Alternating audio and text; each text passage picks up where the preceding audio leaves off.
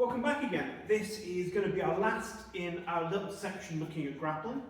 Predominantly what we wanted to look at in this series of videos was standing grappling. So that's why what we've been doing a lot of grabbing and pulling around and all the rest of it.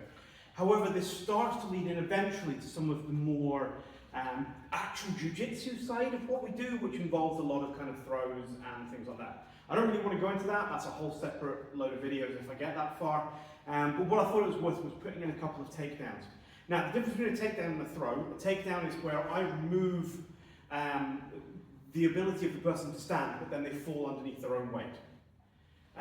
That's different to a throw where I pick them up and actively throw them at the ground using the ground as an improvised weapon. So they are two different things. One of them I can potentially do on Ian. I suspect my ability to lift Ian casually and throw him around is somewhat limited. His ability to throw me around is quite high, but so we're going to look at some takedowns just to give you an idea of where this kind of starts out from.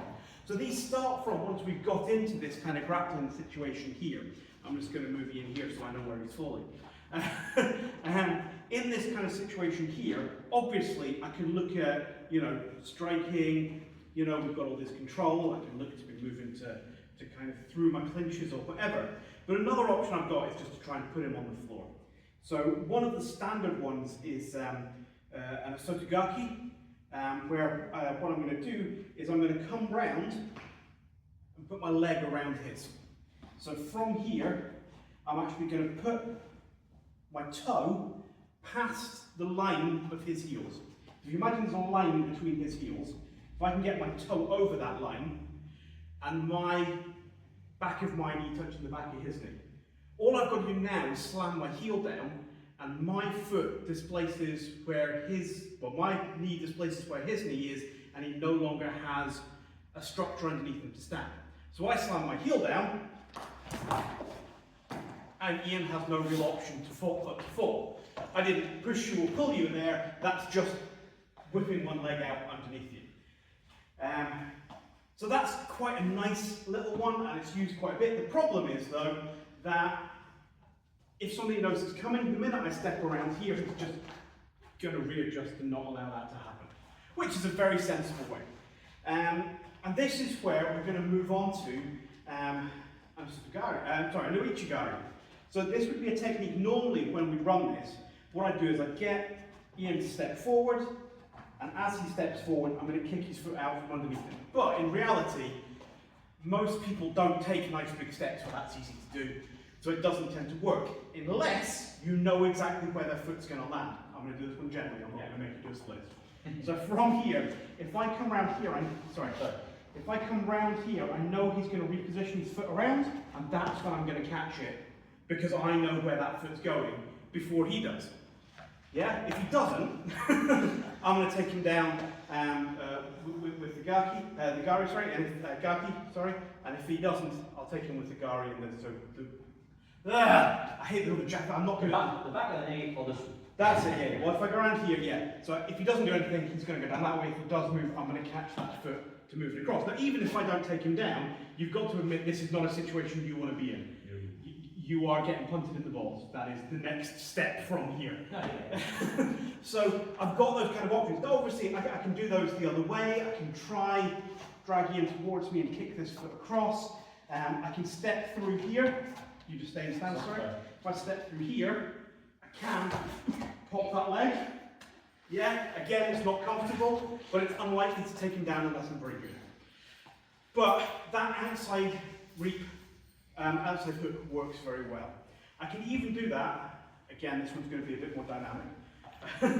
So from here, I can even do that rather than stepping and positioning, I can just do that as a straight hook where I'm going to come through.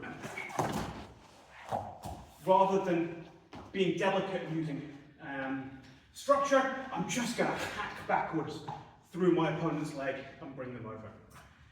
Another one that I quite like is the Obiatoshi, where you're going to fall directly backwards, stand over there.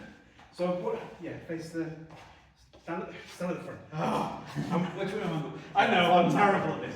Yeah, so what I'm going to do here is, this would be a technique where I'm trying to get behind my opponent. So this is going to come off something like a punch coming out. If I can just move off that line, what I'm going to do is try and get round to put my knee into the back of my opponent's knee. Yeah? From here, you're already feeling your stance is starting to go. And then I sink into what traditionally I was taught was a horse stance, but I'm sure it has some more commonly accepted name. But I start sinking down. The lower I go, the worse this is for Ian. And then, this is where the OB is the belt. My hand comes across the stomach to push him back as I kneel down. And again, he has to kind of fall because there's nothing else to support him. So really that's, as much as I really want to cover, is this idea that I can get in and start creating these falls. So if we look at the kind of whole process, if Ian comes in with the punch back to the very beginning, I can block, and as he brings that back, I can start to close in. I can go for a clinch, strike, can move around, another strike.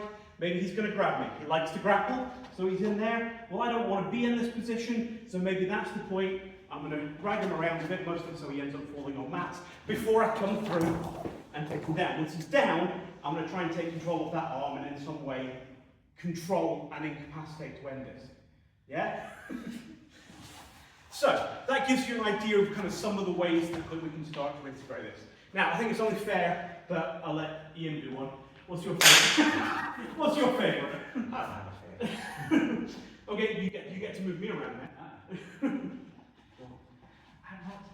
It is just that back of the knee one is just so nice and you can just... Oh! Yeah. Well, thank you very much and see you next time. Dead.